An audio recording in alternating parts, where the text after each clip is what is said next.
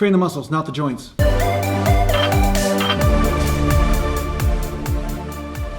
Welcome back to Natural Gallant Bodybuilding, and today I'm going to talk to you a little bit about honoring your own discoveries. Now, the reason why I'm talking about this is because in the comments down below, somebody said, hey Jason, your wrist is bending back too far. Maybe you should go down lighter in the weight, or you should adjust your wrists or something like that. Basically saying, I don't know what I'm doing when it comes down to bench pressing because I'm somehow doing it wrong. I've made videos about this before, and I've made videos over and over again about this. But the funny thing about this is that once I walk the talk, people are surprised. Like, they come in and they criticize what I'm doing when I'm training. They say, hey Jason, you're supposed to bench press this way, or your hand should be that way, or you should be squatting ass to the grass instead of squatting 90 degrees. Then they're somehow surprised when I defend why I do what I do. The thing is, you're going to discover what is right for you over and over again as you become more advanced in training. And then there's going to be somebody that has no clue about what they're talking about when it comes down to your own body, and they will try to project their own experience of their own body onto your body and say this is the way you should be doing something. Meanwhile, they are built differently, and they don't have any awareness as far as what your own individual circumstance is.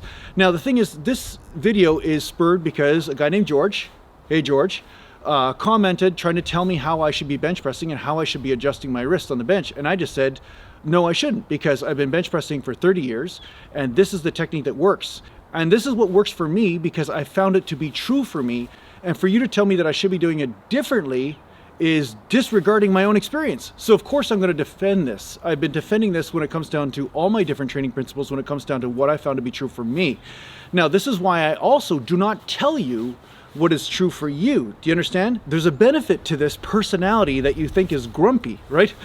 There's a reason why I don't tell you how to train exactly. I give you some general guidelines that could be true, and then ask you to discover through using your own awareness in your own body of what's true for you. But see, just because somebody has an idea about how you should be training and then they see that you're not meeting that expectation, that's not awareness.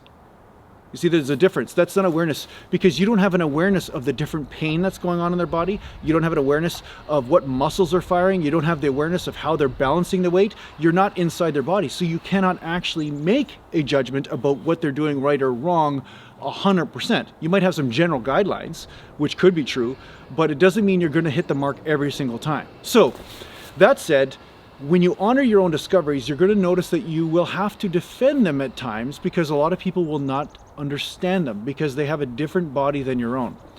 So I'm here to encourage you not to cave, because there have been quite a few times that I did cave in my life and say, okay, I should be meeting this person's expectation. Because if I meet their expectation about what my body should be doing, then somehow maybe I'm going to be doing something right. And of course, snapola would happen, or I'd end up with some sort of injury of some sort. And because I was disregarding my own experience at that moment, it would actually put my training backwards or cause an injury.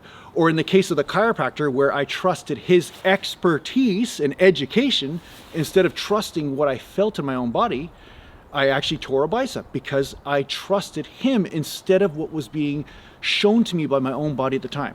So when I fiercely defend what I'm doing, it's not an ego thing. It's kind of like somebody saying, oh Jason, take a bullet to the head. And I'm like, well, taking a bullet to the head probably is going to hurt. I'm pretty sure of that. I don't need to do an experiment about it. And if I say I'm not going to take the bullet to the head, that's not ego, that's just common sense. If anything, it's a lack of ego. It's more compassion for who I am and my physical body and its limitations. That's actually compassion. So in this day and age, I find people are ruled more by mental illness than reality, and they will try to push you into their form of mental illness. And so this is what I'm trying to teach you. I'm trying to teach you how to get free of this mental illness that is in the collective, that many of us have been initiated into. It doesn't mean you're mentally ill, but if you're buying into the same type of thought process that says we're all supposed to be the same, regardless of what the physical body's symptoms are showing you, you're supposed to fit this template or that template, you're in a certain level of insanity, because it's a disconnection from reality. So somebody out there said, I'm a shit YouTuber because I just didn't follow somebody's advice and I defended why I'm doing what I'm doing. Well, this YouTube channel is about education. It isn't about meeting people's expectations. Now, some people think that meeting people's expectations is somehow teaching, and a lot of times it's not. There have been many times where you were not allowed to go to the cookie jar when you were a kid, and mom was not meeting your expectations because she was not allowing you to go there. But there was a teaching moment in that, a teaching of discipline, a teaching of if you eat too many cookies, maybe you're going to get sick, or maybe you're not going to eat the healthy food at dinner, or maybe you're going to become diabetic, like whatever it was. But there is a teaching moment, and it doesn't always have to come with a smile and a joke. You can't win on YouTube, right? If you joke all the time, then they think you're an idiot. But then if you are too serious, then they're like, oh, you're too harsh with me. Please don't be harsh. I can't take it. My feelings are hurt. The bottom line is that I am here to teach you to stand up for your own awareness and what it's teaching you in your own body. But I'm not here to say bully everybody else into what worked for you and say that's what's supposed to work for them, because it's not always the case. You'll come to some times where you have some immense wisdom that is applicable to other people, but there are going to be exceptions. There's always going to be exceptions. And I cannot stress this enough. So be careful when you start projecting to other people what they should be doing, especially if what they're doing is already working and has worked for 3 or 4 decades. Then you probably would think, okay, well, maybe this technique is actually relevant. I mean, the only reason why a technique is not relevant is if it doesn't work, right? If it's causing an injury in a person, right?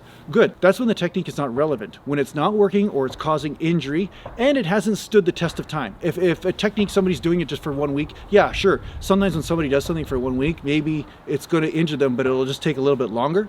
But if it hasn't injured them for 3 decades, then you can be pretty sure that that technique is the right technique for them. So I hope this helps you open your mind, and I hope it helps you honor your own awareness with your own training and honor your own discoveries and realize that, yeah, you're not going to always fit into the template that somebody else expects you to fit into. So thanks a lot for watching, and if you need to get hold of me, just go to naturalgallantbodybuilding.com, and thanks a lot to the Patreon supporters, and take care for now. And share my stuff. I mean it. Share it.